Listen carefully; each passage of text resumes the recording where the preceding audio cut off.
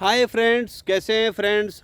आप बहुत दिनों के बाद 11-21-11-1 स्टीम जो 11-21 बासमती होती है उसकी फसल से आपको रूबरू कराने जा रहा हूं। मैं जहां खड़ा हूं, मेरे आगे पीछे मेरे दाएं बाएं सब जगह 11-21 बासमती की फसल है, जो कि अभी नेक्स्ट नवंबर और दिसंबर में आ जाएगी और जिसका राइस आप आराम से ले सकते हैं। लेकिन इस बार बहुत सारे सवाल हमारे जो कस्टमर्स हैं और हमारे जो व्यूवर्स हैं, जो हमारे सब्सक्राइबर हैं, वो हमसे कर रहे हैं कि इस बार बासमती राइस महंगा क्यों हुआ है।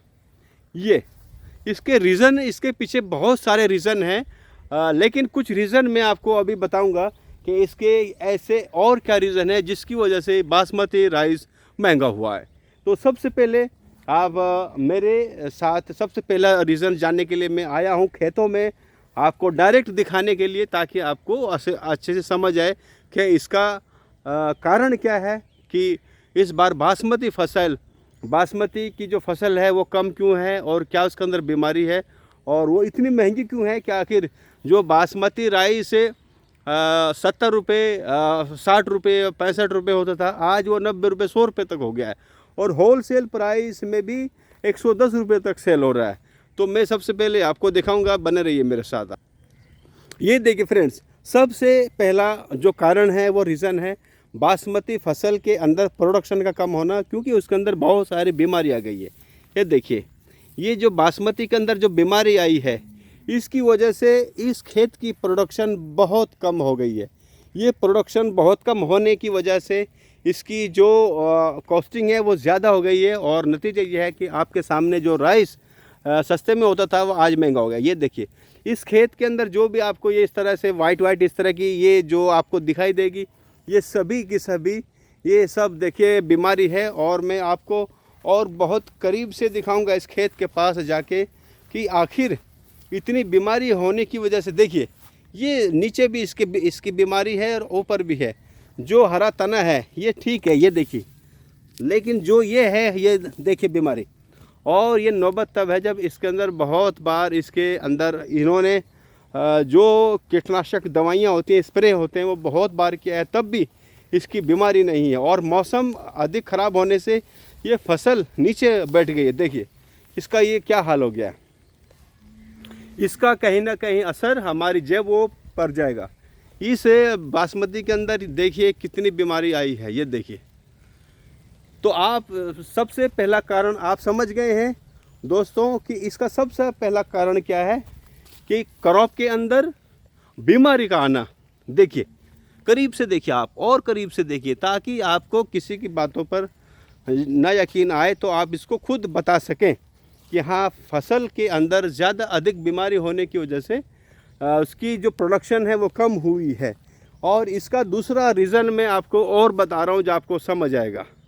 इसका एक दूसरा रीज़न मैं आपको जो बताने जा रहा हूँ वो ये है कि बासमती की जगह लोगों ने गन्ने की फसल को ज़्यादा चुना है। यानी कि जिस एरियाज़ में बासमती फसल होती थी, आज वहाँ गन्ने का खेत हो गया है। अधिक बीमारी आने की वजह से और कॉस्टिंग ज़्यादा आने से और मार्जिन कम होने से लोग गन्ने की फसल की तरफ ज़्यादा गए हैं। मैं आपको दिखा रहा हूँ सामने, आपको सामने जो मैं जूम आपको करके दिखाऊंगा, जो गन्ने का खेत आपको दिखाई दिया, पहले यहाँ पर धान होता था लेकिन आज वहाँ पर गन्ने का है। इधर आपको सामने भी गन्ने का खेत आपको दिखाई दिया, पहले यहाँ पर 11-21 की बासमती की फसल होती थी। इसके अलावा और भी बहुत सारे खेत हैं मेरे चारों तरफ। ये 50-50 है, ये समझ लीजिए 50 से भी ज़्यादा गन्ना है। तो जो राइस है उसका जो प्रोडक्शन है, यानी कि उसकी जो फसल है, फसल एरिया घट गया है। फसल एरिया अभी ओनली आप समझ के जानिए 30% रह गया है। तो 30% एरिया होने की वजह से ये हमारे कहीं ना कहीं जेब पर भारी पड़ रहा है। तो आपने दो रीज़न इस बार आपने समझे हैं। आपने समझा कि फसल घटी है और दूसरा रीज़न समझा कि बासमती जो राइस है उसके अंदर फसल के अंदर बीमारी आई है। और तीसरा रीज़न है कि हमारी जो बासमती है इसकी मांग ज़्यादा बड़ी है, अदर कंट्रीज़ में भी इसको मांग रहे हैं और हमारी इंडिया में भी पहले की भांति फसल जो है वो कम होने की वजह से महंगी हुई, और दूसरी हमारी इंडिया में इसको ज़्यादा लोग खाने लगे हैं। यानी कि कहने का मतलब ये है कि बासमती चावल को लोग यूज़ इसका ज़्यादा करने लगे हैं। जिस एरिया में लोग मोटा चावल खाते थे या दूसरा चावल खाते थे जो हमारे नॉन बासमती राइस कहलाते हैं, अब उसकी जगह लोग बासमती का ज़्यादा यूज़ कर रहे हैं। तो दोस्तों, आप समझ जाइए कि बिहार जैसा एरिया में जहाँ पर बहुत ही बैकवर्ड एरिया है और जहाँ पर धान बहुत होता है, मोटा चावल बहुत होता है, लेकिन उस एरिया में भी अब लोग बासमती चावल की डिमांड कर रहे हैं। तो इससे आइडिया लगता है कि हमारा देश भी बासमती चावल को ज़्यादा अपना रहा है। तो इस वजह से भी चावल की बासमती की जो फसल है वो इसकी ज़्यादा होनी चाहिए थी, लेकिन वो घट गई है और मांग ज़्यादा आ गई है। इस वजह से कहीं ना कहीं बासमती चावल का जो रेट है वो बढ़ गया है। और फिर हमारा इंडिया का जो चावल है वो अदर कंट्री में भी जाता है, इस वजह से भी कहीं ना कहीं चावल महंगा हुआ है और हमारे लिए खाने के लिए कम हो गया है। तो दोस्तों, आज आपने मेरी इस वीडियो को समझा और मैंने बताया कि हमारी ये जो फसल है ये नवंबर में आ जाएगी, और नवंबर में आने के बाद कुछ लोग समझ रहे हैं कि शायद इसका प्राइस कम होगा। तो मैं आपको बताता चलूँ कि प्राइस कम होने वाला नहीं है। इस बार बासमती का जो चावल है उसका प्राइस कम होने का कोई उम्मीद नहीं है, कोई चांस नहीं है। बहुत सारे लोग समझ रहे हैं कि इसका शायद चांस कम होगा।